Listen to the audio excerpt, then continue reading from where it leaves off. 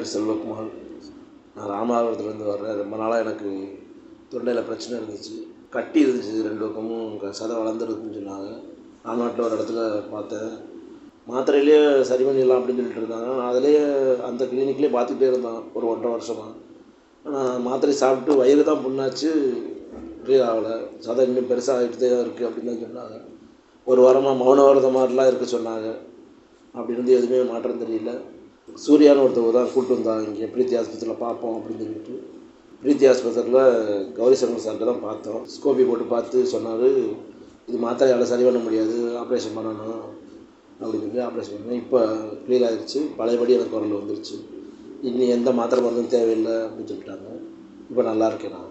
பிரீத்தி ஹாஸ்பிட்டலுக்கும் கௌரி சங்கருக்கும் ரொம்ப நன்றி.